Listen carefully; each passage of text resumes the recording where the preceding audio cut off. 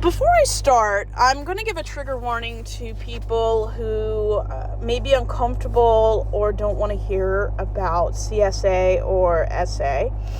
For those who don't know what that means, they're acronyms standing for things like child sex abuse or just sexual assault in general.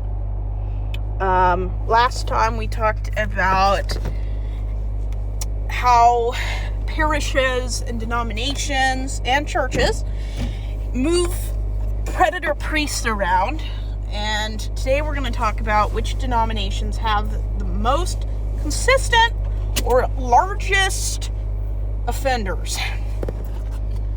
And number one is going to be the Roman Catholic Church. That's really not a surprise at all. Second is Baptists, Southern Baptists especially. Third, United Methodists. Fourth, Assembly of God. Now, this is kind of ironic because a few weeks ago, Assembly of God, they got busted again for covering up and consistently hiding predators. According to the Catholic Church records, they found that approximately 4% of U.S. Catholic priests from 1950 to 2002 have at least one sexual abuse allegation against them. 4%. While the Catholic Church receives significant media attention due to CSA, Protestant denominations don't receive as much. That's not to say it's not going on as profusely. It's just not publicized as much as when the Catholic Church gets put into the news.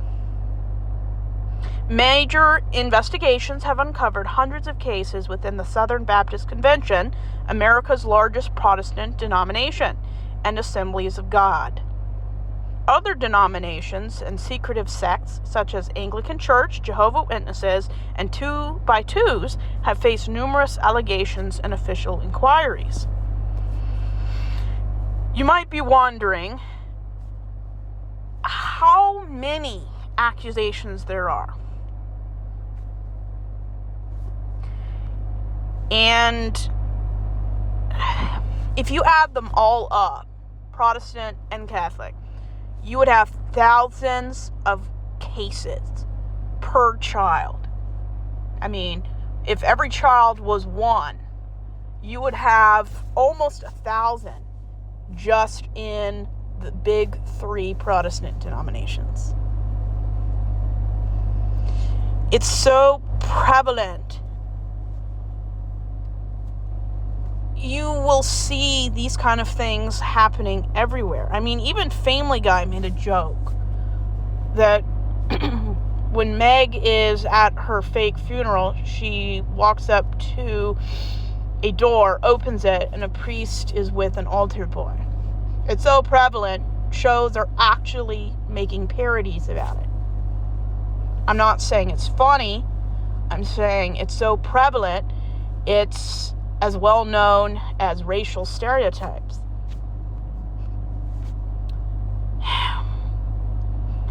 Sexual abuse has gone on for decades. It's been going on since before my parents were born in the mid-50s. Many very famous perpetrators of this kind of violence are friends of Trump. At least 10 pastors of mega churches or big religious organizations have been busted for harming kids, either by downloading illicit illegal material or actually harming kids in person. At least 10 have known Trump and given him religious counsel. It's so prevalent. I'm shocked when a church doesn't have it. And I read a statistic somewhere that 1 out of 33 cis hetero men is a predator in church.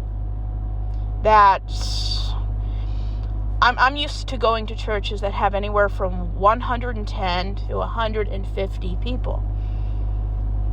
I mean, I'm looking at 3 to 5 predators in every church I was in. especially Baptists, which is the biggest denomination I've ever gone to for at least 20 years of my life. Southern Baptist, United Methodist, Assembly of God, and Catholics. It's in every denomination, and there's over 4,000 of them. Not one of them doesn't have a habitual problem. The Roman Catholic Church, an estimated 16,000 victims, and almost 4,000 clergy members alone have harmed kids. A 2019 investigation with the Houston Chronicle and San Antonio Express News had found that there had been so much misconduct during 20 years.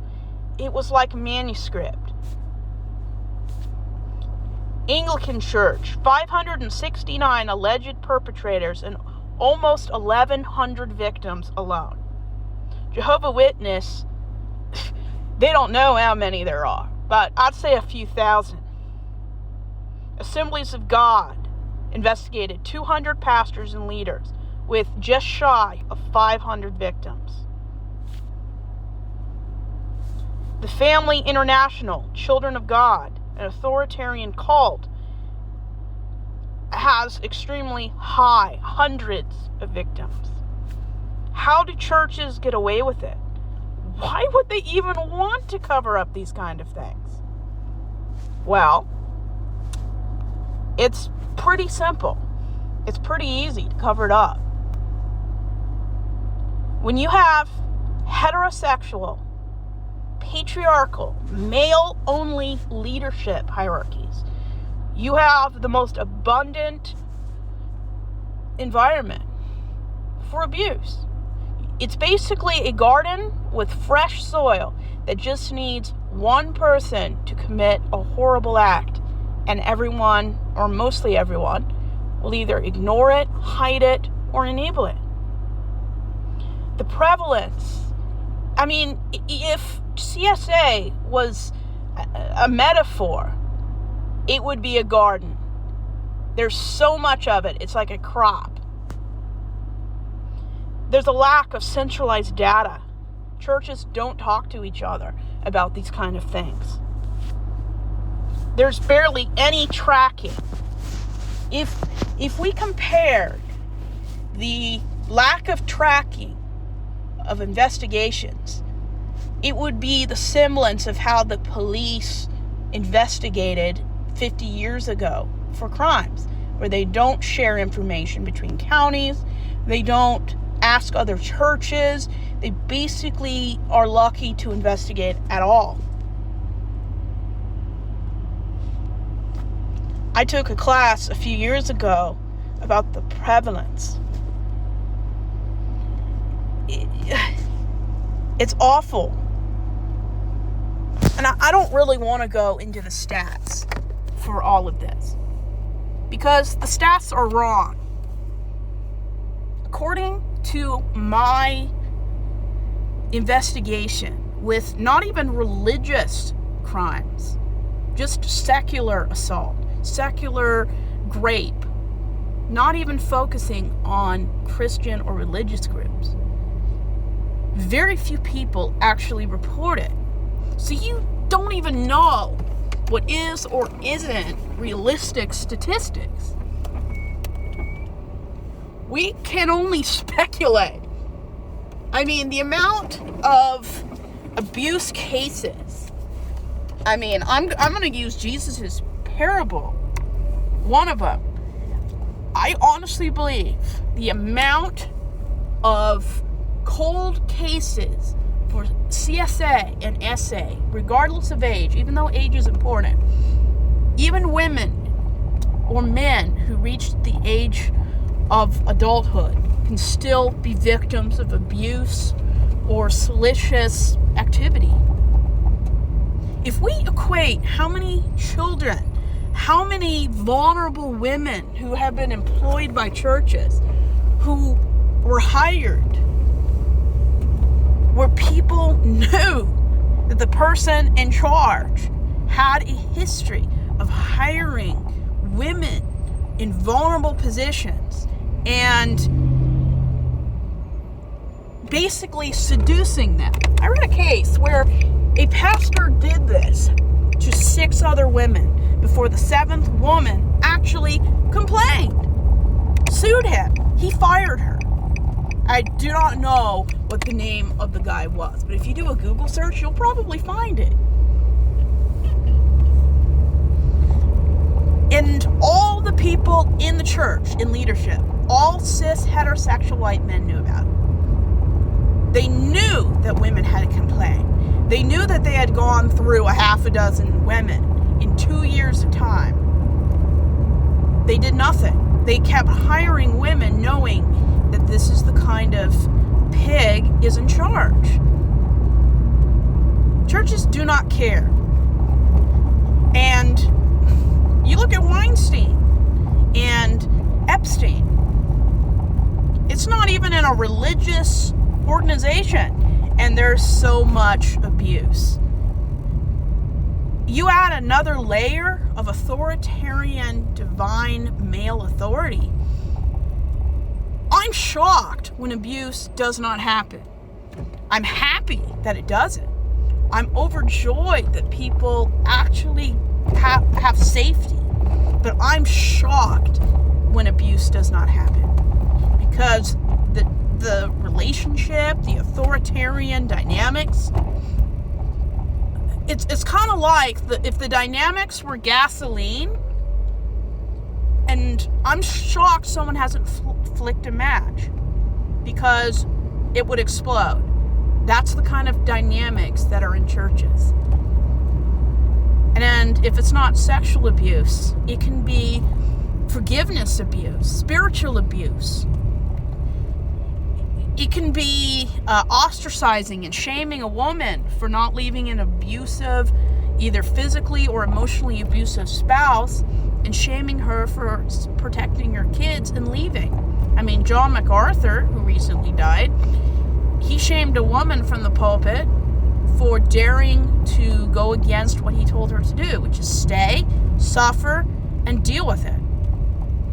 Turned out her husband wasn't just hitting people. He was touching kids outside of his family. And John MacArthur basically said, "Whoops, my bad." And it's like, are you kidding me? There's so many kinds of abuse, and sex abuse is just one. Spiritual abuse is the most prevalent type of abuse. It has to be. When your entire environment rests on the ideology of faith and conviction, spiritual abuse is probably the most relevant, the most ongoing, the most habitual. There are few to no checks when it comes to abuse of authority. If you're deemed worthy of leadership, you can be the worst person imaginable, but as long as you haven't been divorced and you're not currently in adultery, nobody cares. Nobody cares what else you're doing. You can be involved in anything as long as you don't get caught, and as long as they can hide it, and you're already in the position, they don't care. They don't care. And it's so prevalent. The Catholic Church has the audacity to say they're progressive. If you haven't had consistent 50-50 male-female authority and access to power, you're not progressive. You're kidding yourself. The biggest denominations of Christianity and authoritarian popular Christianity do not allow women in positions of leadership.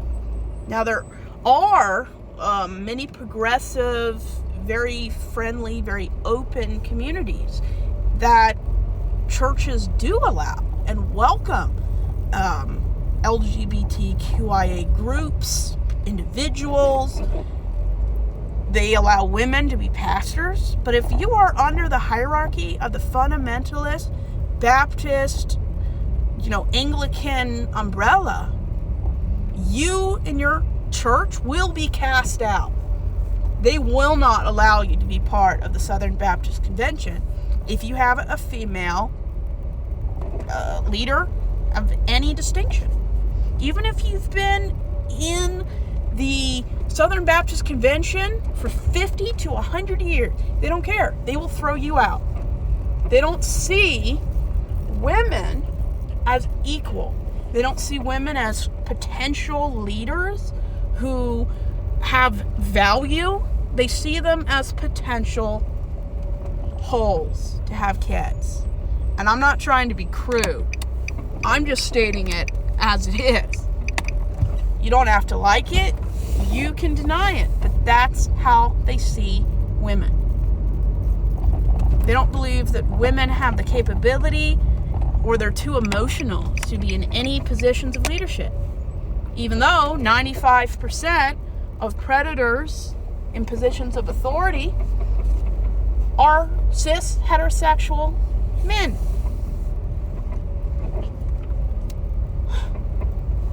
Anywhere from 1 to 4% of predators are non-heterosexual people. I mean, it's so tiny, it almost doesn't even exist. That's just the reality. When we worship the group of people that predators are most likely to come from, we are lucky when it doesn't happen. I'm shocked when abuse of any distinction doesn't happen. I'm glad, but I'm shocked. Christianity has been set up to protect, defend, justify, and create the next generation of predators. If you've ever heard of 19 Kids and Counting, the Duggar family, it's not a joke, and it's not surprising that you will find predators where you most expect them to be. And very few people will actually admit it's going on. And that's one reason why I will never forgive my parents for taking me to the second most prevalent Christian denomination and the number one most prevalent in Protestant circles for child sex abuse. My mother's mantra from the day I remember who she was to now was, we had to go somewhere. No, you don't. You don't have to go anywhere. It's 2025. You don't have to go anywhere. And we had the internet as early as the early 2000s. Just a simple Google search would have told you, keep your children away. And some of the audience will probably put down in the comments, how could your parents know that these things were happening? There's no way they couldn't know. No way. My parents lived through the 70s and 80s, stranger danger. They learned about predators. My own mother admitted that she had seen predators when she was in junior high and high school near her school. We actually have a convicted offender in my family tree. Many cousins. I think he's one of my adoptive cousins several generations before me. Our family knows what predators are. We kept it a secret back in the 1960s and 70s because we didn't want people knowing about it. This was 30 years before I was born. My family knew what predators were. They knew how they worked. We even had someone in our family, at least one or two, that were registered. There's no way my parents didn't know that anytime someone's in a position of authority, it's possible. And yet, they still took me to the Baptist Convention, the worst place for any child in Protestant denominations. And my parents have gone to the top 7 churches and denominations with the worst CSA. Assembly of God, Baptist, Seventh-day Adventist, United Methodist. And two of those, I think, Seventh-day Adventist is where the Waco thing happened, and Pentecostal is where Jonestown came out of. Add that with the Baptist CSA, and it's a wonder we're still alive. It really is a wonder. And this is the kind of scenario I've experienced in Christianity. This is why I don't trust churches, pastors, teachers. Any institution, religious or secular, that has 99.999% cis, heterosexual, white men leadership, where they will actually remove you off the membership as a church or in a convention having anything but a white, cis, heterosexual man as a leader, shows you how much they value being a white man. These people would rather ruin children's and vulnerable women's lives, destroy their reputation, harass and stalk them, and threaten to take care of them if they don't shut up and dare to go outside the church to the police. In a previous video, I mentioned that a family that came into our church from another Baptist church, they had removed their kids from the church due to a grooming scenario. Luckily, no one had gotten beyond the grooming. It's just so prevalent. And yet, my family thought, well, we got to go somewhere. No, you don't. It's not like the grocery store where you have to have food to survive. It's not water. You don't have to go to church. You don't have to believe anything, and it won't kill you. Being in church might actually kill you. It might actually cause PTSD. It's the way religion works, and it's not just a Christian issue. You research every religion and religious group, you're going to find rampant, ongoing, consistent abuse of power in every type of way imaginable. As long as the biggest denominations of religion and Christianity are centered around man is better, man has what it takes to be a leader, and women are sheep that need to be shepherded, we are in danger.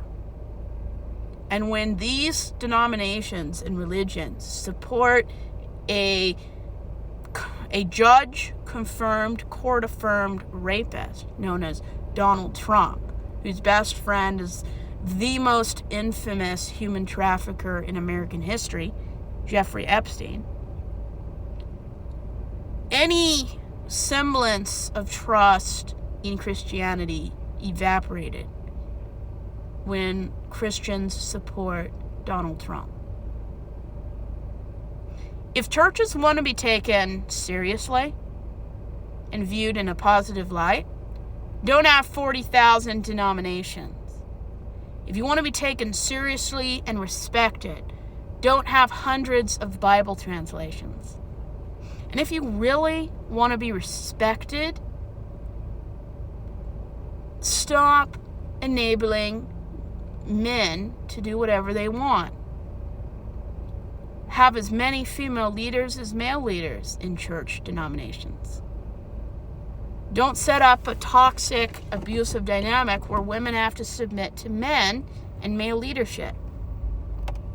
They know exactly what they're doing. There's no way that people in 2025 don't have an inkling or a clue what is possible in church. You can Google it. Even homeless people have access to the internet. It's called the library. It's called job centers. There's no excuse. There really has never been an excuse. We need to metaphorically burn down religion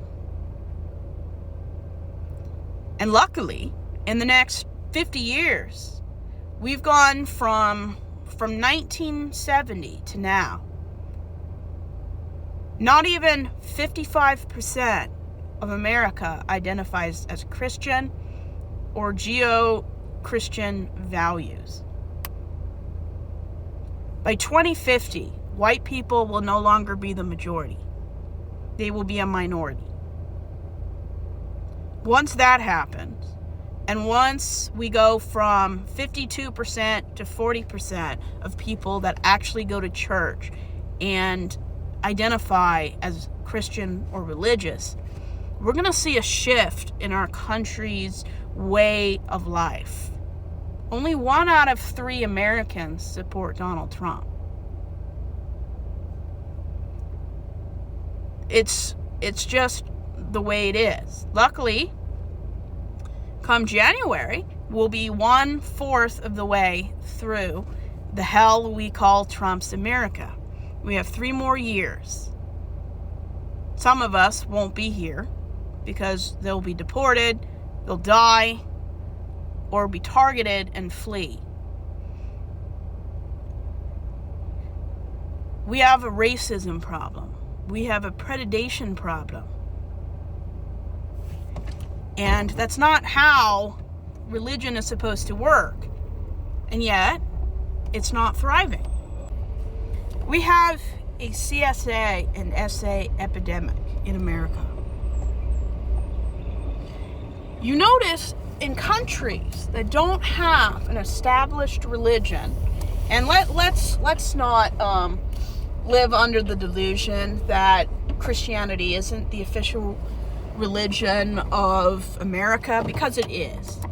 Not any other religion comes close to the religious overreach that America allows Christianity to accomplish.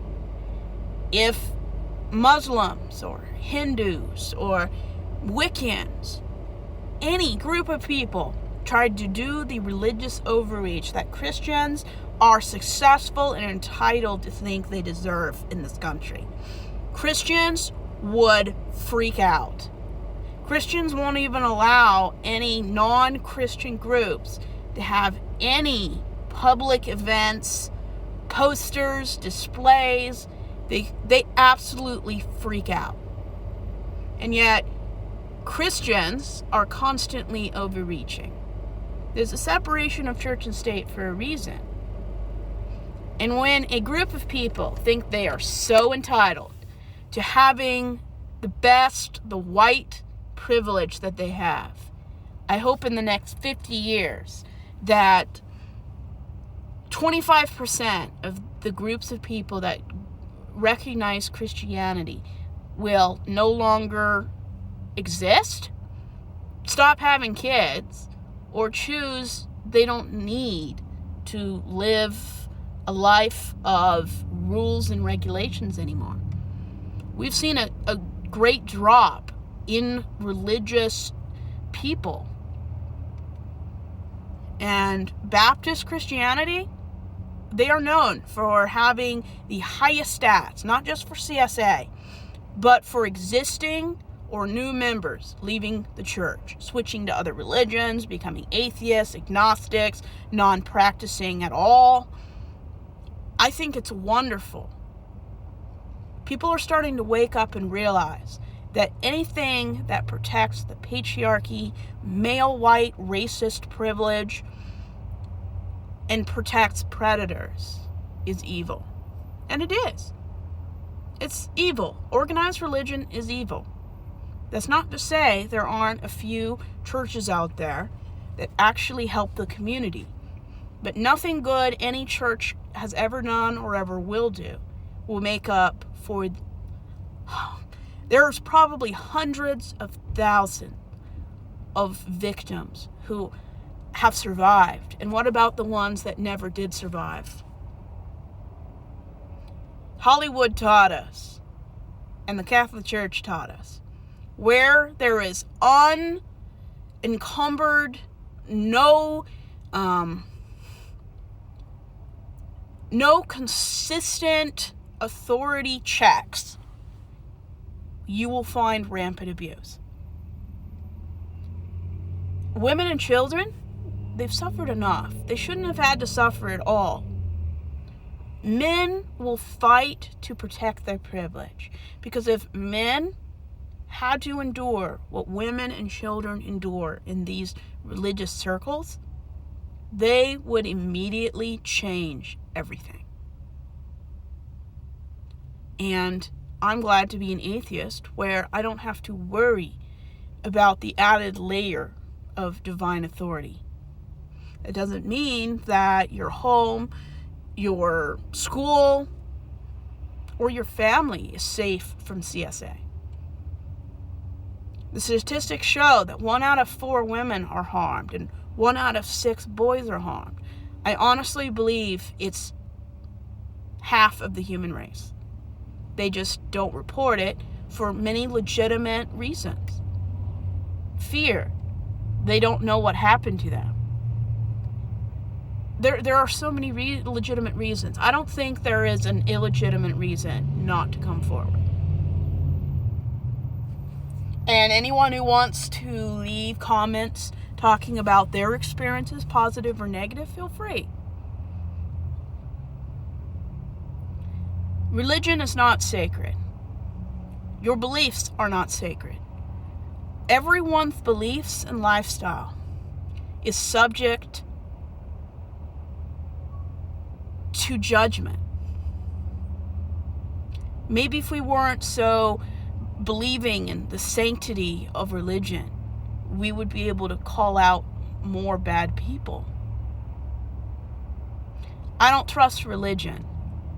And anything I don't trust, I'm not turning my back to it. And I'm not turning my back from it. Religion is all about control, influence, and power. If you found a church that doesn't operate that way, good for you. But that's not how religion works. There might be a few caveats, a few exceptions, but that's not how religion is supposed to work. It's supposed to take advantage of people and to profit off the suffering, misery, and desperation of anyone at any time for any reason.